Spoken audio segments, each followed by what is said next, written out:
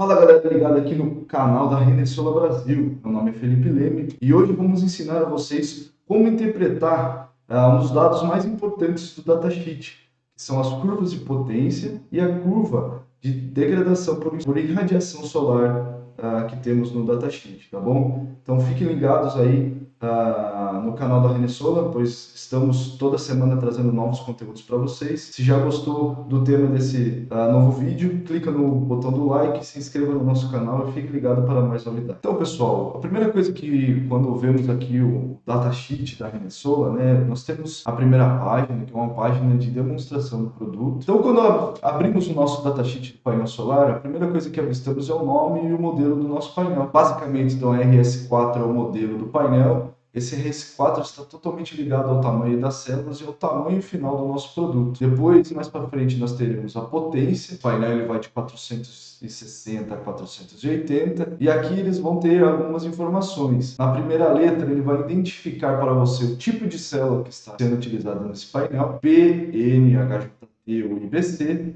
tá bom? E as duas letras subsequentes irão informar para você se esse módulo é um monofacial, bifacial, se ele tem dois vidros ou não, tá bom? Aqui vão ter algumas informações, né, que ele é aplicável para projetos de solo ou projetos de geração distribuída, né? É um módulo com uma tecnologia avançada. E aqui tem mais outras informações.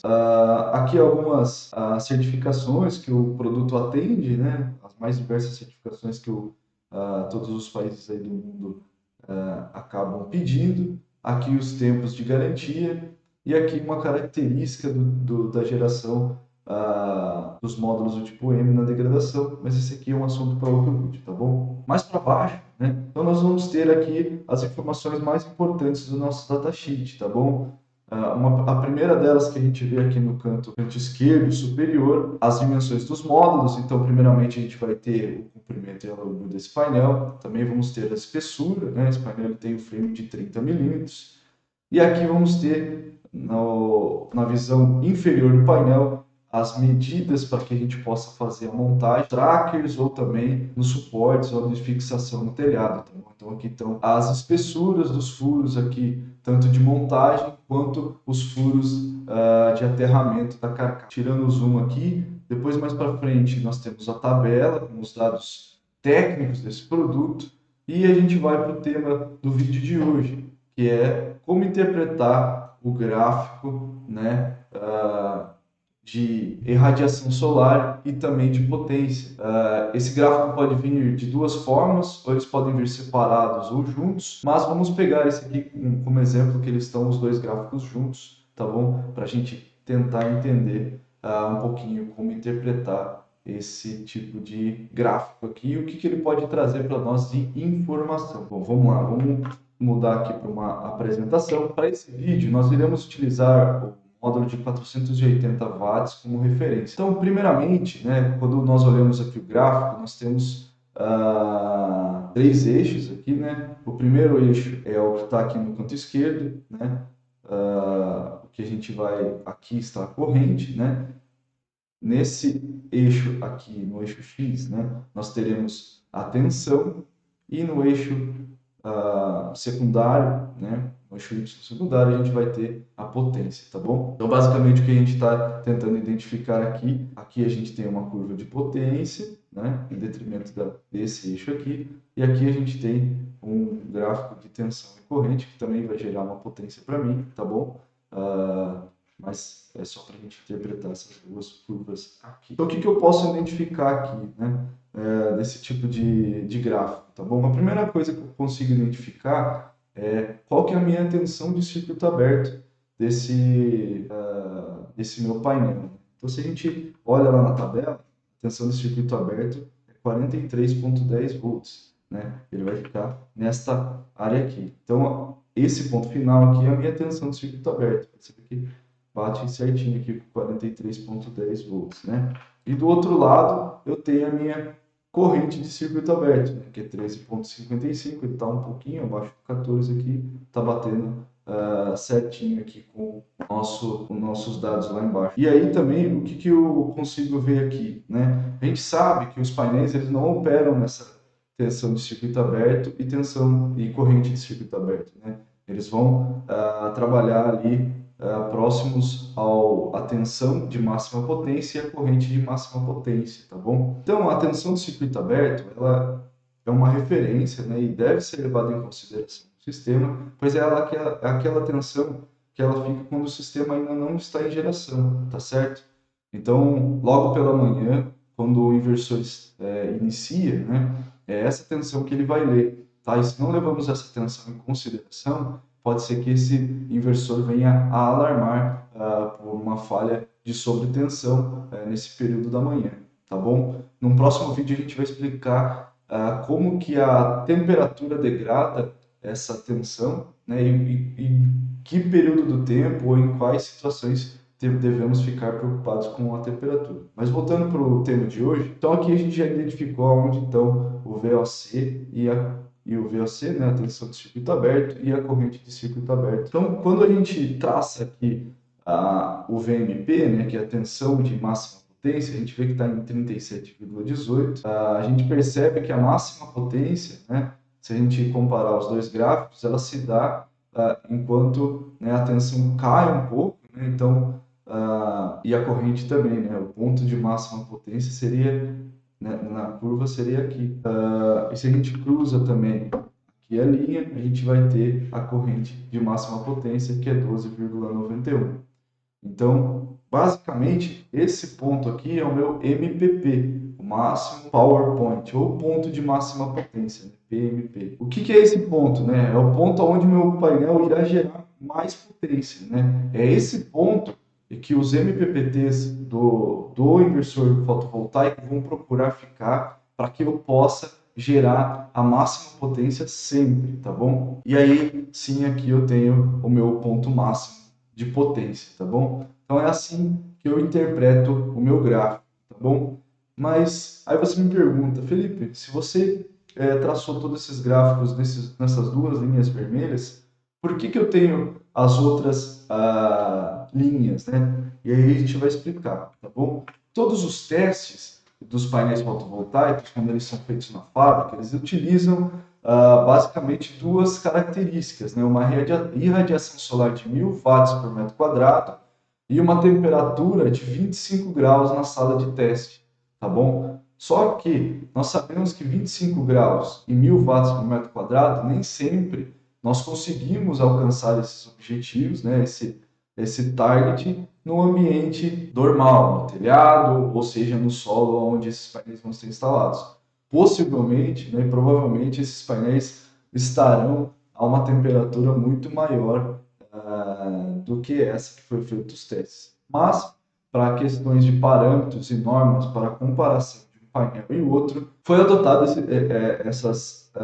esses padrões, tanto de radiação e temperatura, para que a gente pudesse comparar um módulo com o outro. Então, por isso que eu tenho todas essas linhas, né? Então, eu vou ter aqui as linhas de 200 watts por metro quadrado, 400 até 1000, para mim saber qual é a potência que esses módulos vão gerar uma irradiação solar diferente. Então, aqui eu consigo ver quais são as diferentes potências em detrimento da irradiação, tá certo? Então, eu consigo ver aqui no gráfico como que é a minha potência. Aqui vai estar próximo de 100 watts. Se a gente pega de 400, ele vai estar próximo ali dos 180 watts. E assim vai sucessivamente, né? Aqui com 600 ele vai dar próximo de 280. Aqui vai dar próximo dos 400, até chegar no 1000 watts a 480 watts, tá? Então, basicamente, é isso que nós estamos demonstrando aqui nessas tabelas, tá? É isso que a gente consegue verificar. Então, a gente consegue verificar meu ponto de máxima potência em detrimento de cada nível de radiação que nós teremos durante o dia a dia, tá bom? Mas da onde vem esses 1000 watts por metro quadrado, né? Isso é um estudo que foi feito pela NASA, né? E ela fala que antes da camada, né, da nossa atmosfera chega em torno de 1.300 watts por metro quadrado, que é essa medida que chega de radiação, né? Quanto de potência chega em 1 metro quadrado medido. Então, 1.300 watts por metro quadrado chega-se antes da atmosfera. Quando passa para a atmosfera, ela tem uma atenuação, tá bom? E o que acontece? Essa atenuação acaba baixando para 1000 watts por metro quadrado. Então, se a gente está na zona do Equador, né, a nível do mar, tá certo? E num dia ensolarado, sem nenhuma nuvem, né, nós teremos 1000 watts por metro quadrado, tá? E, claro, sempre no verão. Então, esse gráfico ele está mostrando para nós a diferença da radiação solar no verão e a radiação solar no inverno, né?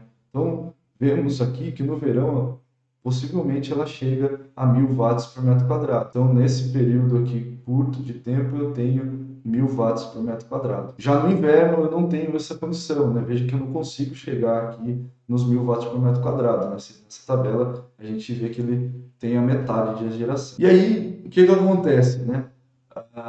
Então, fica difícil nós calcularmos aqui qual que é a real potência do Sol durante o dia todo. Então, criou-se uma convenção que chama HSP, ou seja, horas de Sol pico. O que isso quer dizer? Então, como sabemos, o Sol manda 1000 watts por metro quadrado, tá certo? Então, tentou-se aproximar e converter esse número em horas para saber quantas horas naquele local teríamos 1000 watts por metro quadrado de geração. Então, se temos um local que a radiação mede 400 watts por metro, né, vezes 4 horas de sol, né, nessa situação, teremos 1600 watts hora por metro quadrado. Lembrando que multiplicamos aqui watt por metro quadrado por hora, ficaria watt hora por metro quadrado.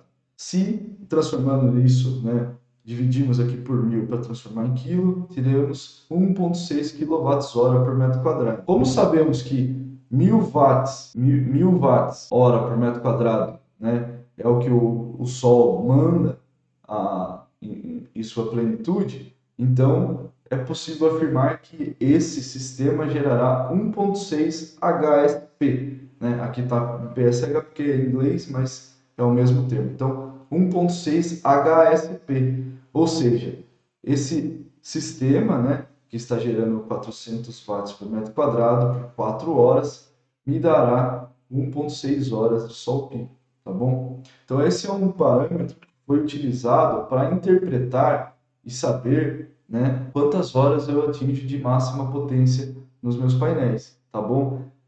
É dizer que eu vou pegar esse gráfico, que é uma curva, e transformar ele num quadrado.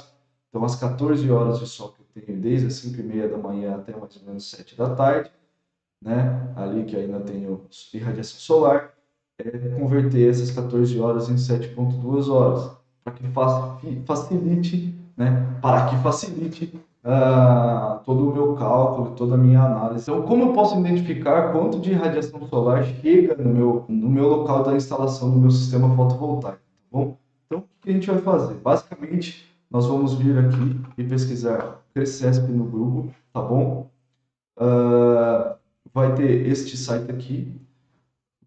O que ele vai mostrar para a gente? Crescesp é o Centro de Referência para Energia Solar e Eólica Sérgio de S. Brito, tá bom? Basicamente, nesse site aqui, eu vou ter dados solarimétricos e dados do potencial energético, tanto eólico quanto solar.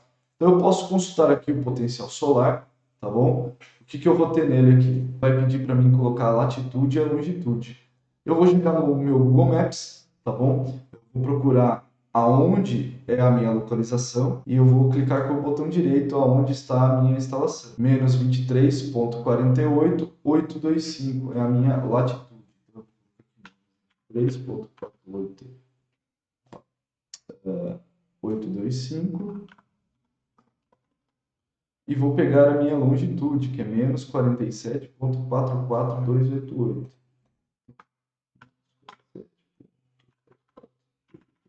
É isso? Vamos confirmar. É isso mesmo.